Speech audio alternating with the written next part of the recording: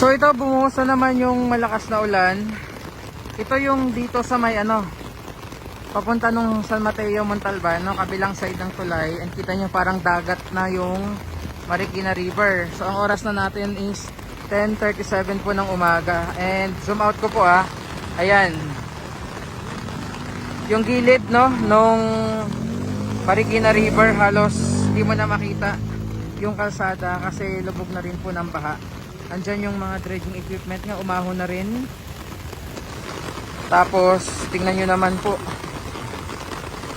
ang taas talaga nung ang bilis ng pagtaas ng tubig. At ito, bumuhos na naman yung napakalakas na ulan dito.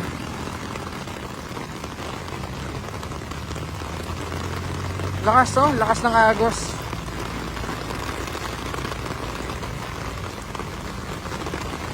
Yung I Love Marikina dito, ayan, lubog na rin po. Yung puso na lang yung nakikita nyo. And papakita ko sa inyo dun sa may kabilang side naman ng tulay, yung palabas na ng Pasig River papunta ng Marcos Highway. Kasi this side po, yung tubig na yan, mga galing yan ng upstream, no? Lalo sa Montalban, ayan, papunta yan ng Montalban, San Mateo.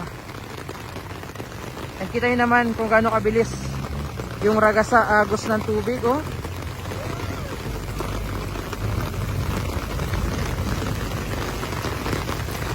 Ayan, grabe. Lakas.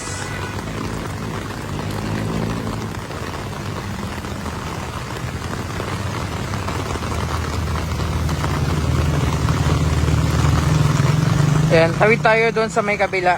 Pakita ko naman sa inyo yung sitwasyon ng Marikina River water level doon. Yan yung makdo dito pala sa gilid. So ito yung sa may kabilang side.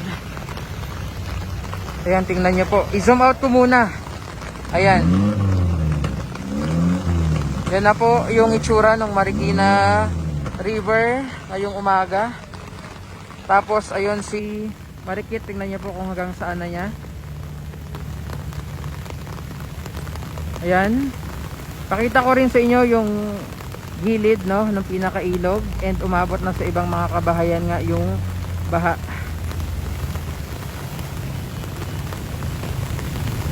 Ayan, no. Yung mga tao din doon na nag-aabang.